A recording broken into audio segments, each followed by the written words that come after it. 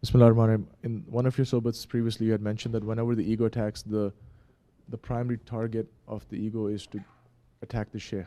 It's whatever tactic it's using, it's actually wanting to attack the shaykh. When the ego is doing that, it's very subtle in that it doesn't appear when it's grinding you that the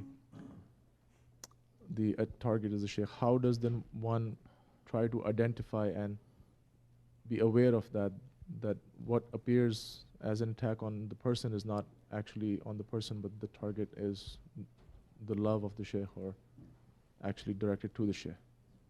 I don't understand your last part. Like when the ego is attacking, then at that point it feels that the attack is on the person who is being attacked.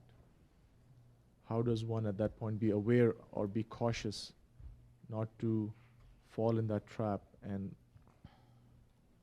it's simple. Don't blame the shaykh. Don't blame the shaykh. If you're always complaining,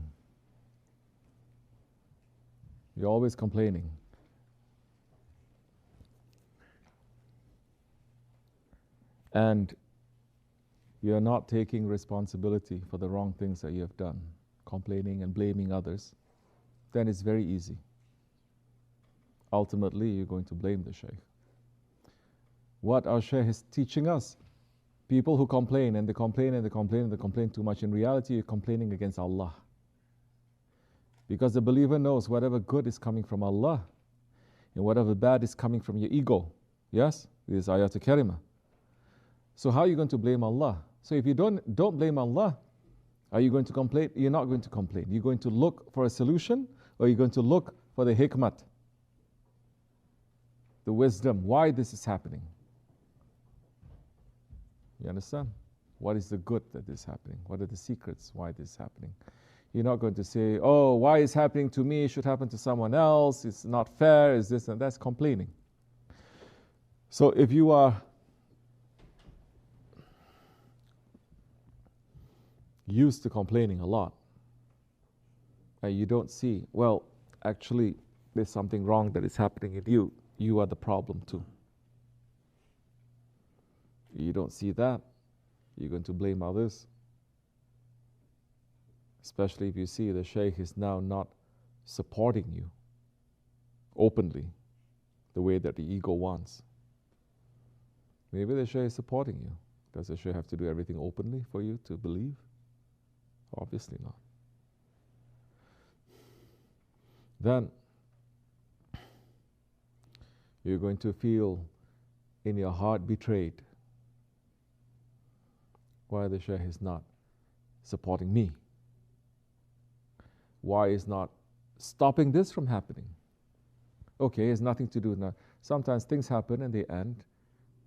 And I say, what happened? This happened. I said, well, didn't come to me that it happened. Then what happened? They're blaming me. I didn't even know it happened. I said, yeah, because you didn't stop it from happening. Some it's like that. Some, it's happening and I say, don't do this. They say they have to do it. I say, if you're doing this like this, one day it's going to be like that. It's not hidden knowledge. It's hidden to you because you are in the valley. If you climb up a little bit to the mountain, your range of vision is going to be more broad, then you will see. But because you're in the valley, you cannot see. So you think this is hidden knowledge, but it's not hidden. And the higher that you go, the more broad your vision is going to be. So we tell them like this. They say, I'm sorry, this is what I have to do. I said, what can we do? We cannot force you. Like Shaykh Effendi says, everyone is going to be hung by their 2 feet, their 2 legs, like a sheep. Then later, wrong things happen. Then we hear the word, oh, he's blaming me. I say, why? Because you could have stopped that from happening. Why you allow it to happen? It's not going to stop there. It's going to reach all the way to Allah. Why you allow it to happen, they're going to say. Just like shaitan. Why just like shaitan? Because he was asked,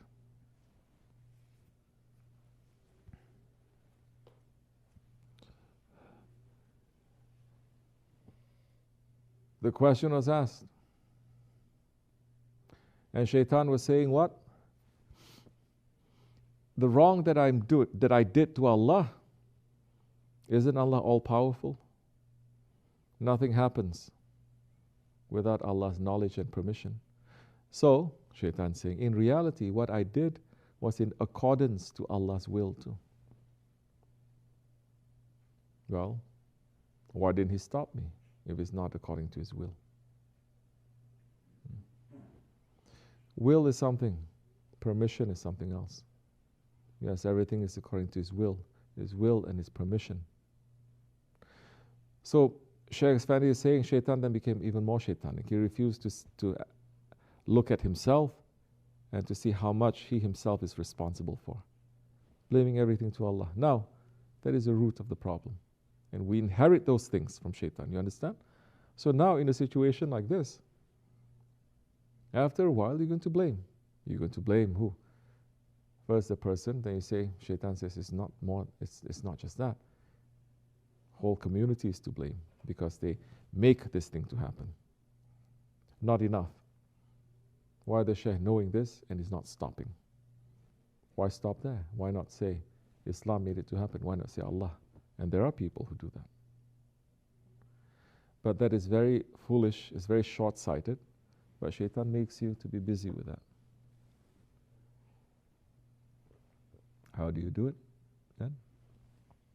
You stop. Number one, stop complaining. Number two, look to see what is your responsibility. Where are you accountable, responsible for this? The believer is responsible for everything that happens around him. The believer cannot say, I'm not responsible. You understand? He's responsible. Things that is given permission for him to do, he's responsible.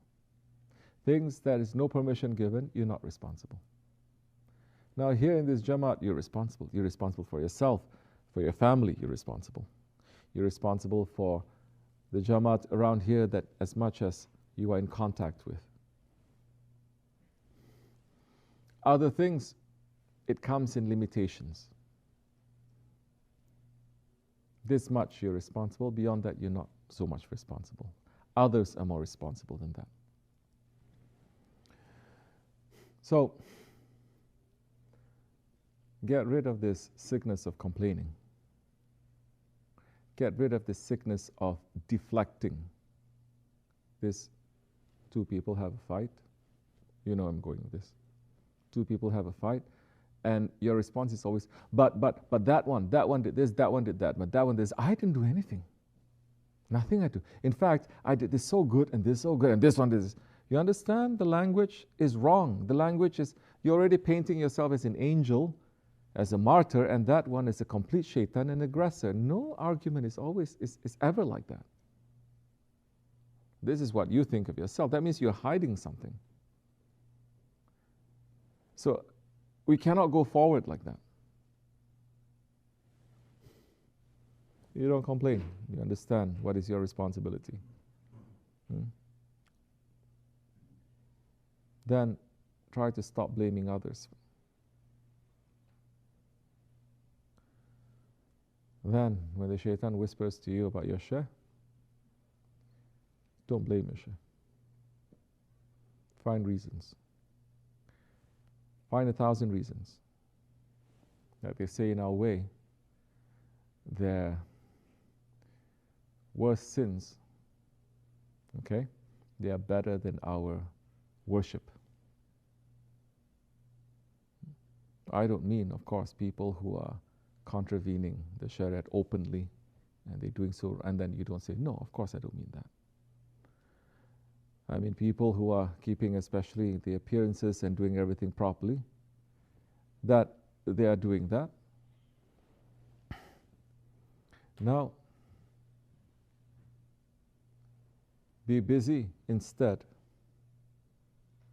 as the Shaykh is busy with his wrong things. Be busy instead with your wrong things. And what you're doing with that. What are you doing with that? So, if you are keeping that strongly, then you are nipping all these things that they're coming up in the bud. All these wrong thinkings, all these whisperings. Then you're going to look what is your responsibility and how you're going to change that. You're going to stay away from things that makes you to question your obedience, that makes you question. Now, without, especially certain things comes out of nowhere for no reason. You must know, where is this coming from? Is there a real reason for it? It's just whisperings that come to you. Allah subhanahu wa ta'ala is teaching his Ummati Muhammad alayhi salatu wasalam. One of his last ayats that he says to this nation in the Holy Quran is to guard against the whisperings of the shaitans, yes? Jinn and human.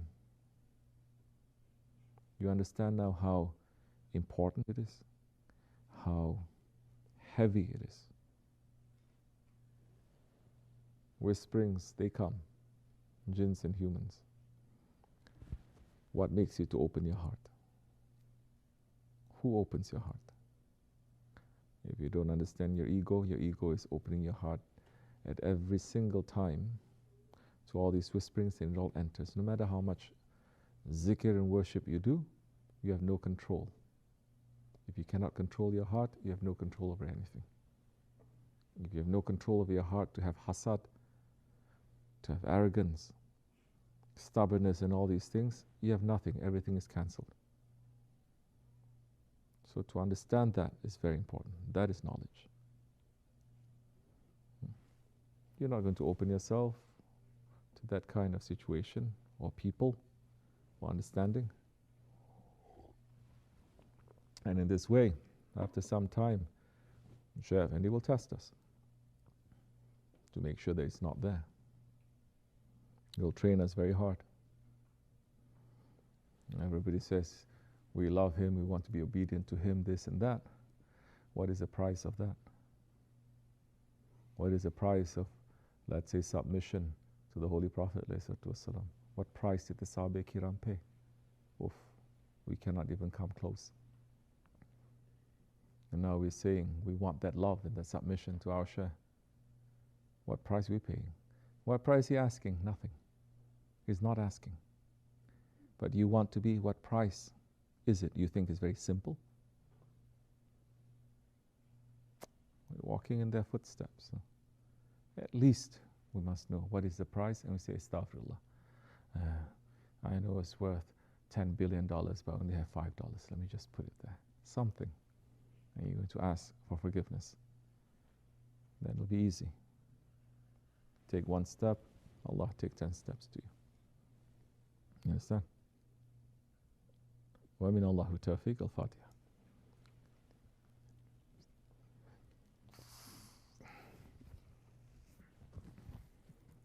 You must know.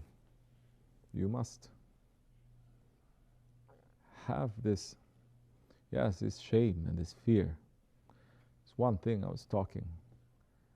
There is not much fear that happens in this country. Fear is a dirty word. You cannot do anything with fear, they say, yes? Fear is a dirty word. Fear is very bad. You look at psychology since the 50s or 60s, oh, don't use fear. Fear is worse than that. So there is no fear. People are fearless. Some ways it's good. Americans are fearless, yes. But in other ways it's very bad when you don't know the limit. Now we are believers before we are anything else. If there is no fear, then what do? It can get you into trouble. It will burn you. Without the fear, without the limit, without the threshold, when you pass, you'll fall and you'll break your bones. There is danger there. But when you are used to saying no fear, no threshold, then you cross it all the time. And in so many ways here in this country, you can cross and come back. You can cross and you can come back. and you're still able to survive pretty good. There's not too much, how you say? Yeah? Consequences to it. Not too much consequences. You crash your car, father just gave you. Ha ha ha, you laugh. Get a new car. Yes? Different parts of the world, you crash the car, that's it. Not only you'll never be able to afford another one, they take away your license. But this country affords us. Don't just say this is dunya stuff. Dunya affects the way we think, yes? It affects the way we feel. It affects the way that we behave. It affects our faith. So if you're so used to crossing the limits and coming back and no real consequences, now when you're entering into very subtle matters, and tariqat is subtlety, then you will do that too. And you'll cross into certain areas where you should not even be thinking about it. You shouldn't even be thinking, but you just enter. And you come out. Right, what the British, they have a saying? What? Say. No, you stupid idiot. Just keep calm. Fools rush in where angels fear to tread. No mind people, they'll rush to enter where even the angels, they are fearing and they're tiptoeing. They fear to step on it. Idiots, they rush in and they destroy. So this is, now we're talking about adab here. We understand? Sure, shaitan is going to say. Definitely shaitan will whisper. Definitely your ego will say. Definitely you start seeing things or this or that. This is tariqat. Definitely saying, look what your shaykh is doing. Look, this is it. Look at this, look at this. It will make you, that is your test.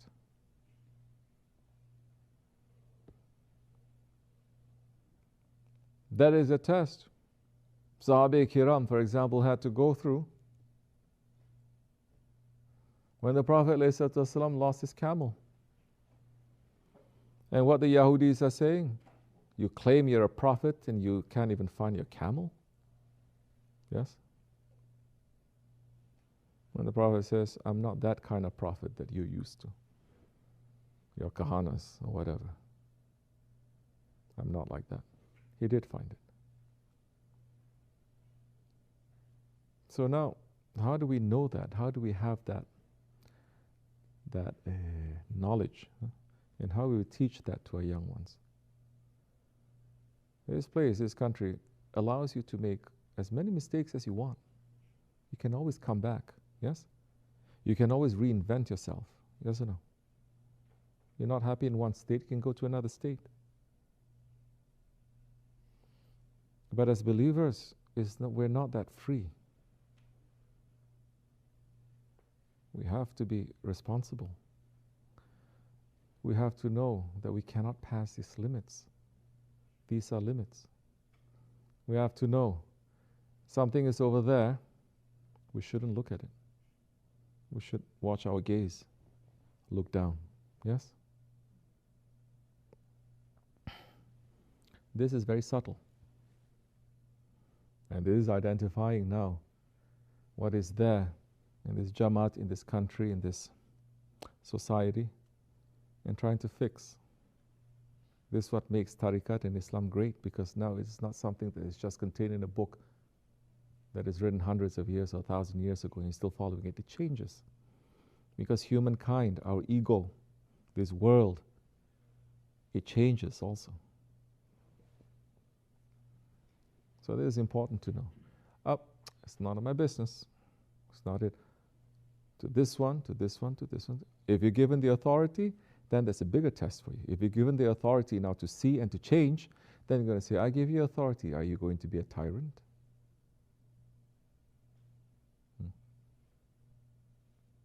One of our role models is Zulkarnain.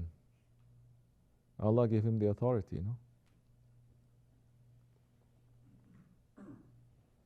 saying you can finish all of them. and it's not going to be questioned for you. Did he behave like a tyrant? No, he didn't. Our Prophet ﷺ, he had complete authority, dunya and akhirat. He didn't just show us how to have authority with intelligence, he shows us how to have it with mercy. And how mercy is a higher intelligence. So, certain things are out of bounds. How do you do it then? How does it get under our skin? That when shaitan would say, oh, nope, we cannot look. Instead of, yeah, that's it. What are you saying? Let's look at this. Oh, let's look at this objectively. No, because you're so used to doing it in your daily life for years, thinking about things objectively, intellectually, academically, that now when you touch into these highly sensitive areas, you touch it, it'll burn you. Please, believe me, these things that I'm saying,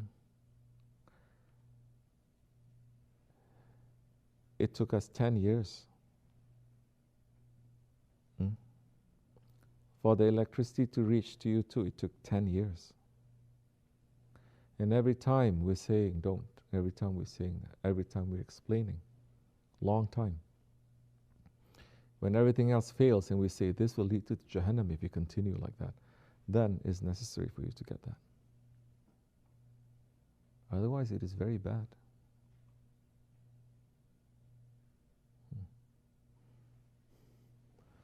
So,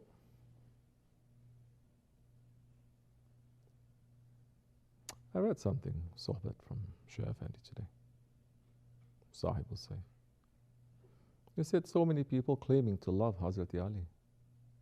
So many people claiming to say we're following him or we are from his lineage.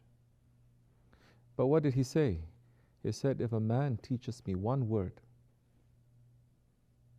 one piece of advice, one ilm, I am his slave for 40 years. What does it mean to be a slave for 40 years? You don't have too much rights to question the man. Slave means you have a master. He is the master, no? Now look to see who is teaching you, who is taking care of you. Then look to see whether you are going to be, how your relationship to him is now. We don't want any servants here. We don't want any slaves. But we want people to have control over the ego, not to get fooled. Because our actions, especially here, the Osman and Naqshbandi Dergah, our actions, especially bad actions, is not only going to affect us, it will affect so many people. And it will affect, if Allah gives us time, generations. So yes, fear is important. We grew up thinking, oh, West is saying fear is bad. Yeah, because we have so many years, all those words coming us, but not too many words coming from our religion or from spirituality. We say you have a point, but always you hear, fear Allah. Fear Allah, fear Allah, fear Allah. And later, you grow up, Allah managed to, not that Allah managed, but you are allowing yourself to come out from the dirtiness with Allah's help. And you realize that fear is necessary. Not the fear where you don't understand, but the fear that you understand. And there is more trouble inside of that action if you don't have any fear in it, that kind of a thing. You understand? Allah forgive me and bless you, inshallah. Fatiha.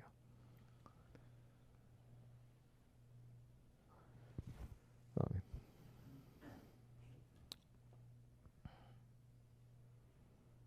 Don't give gas.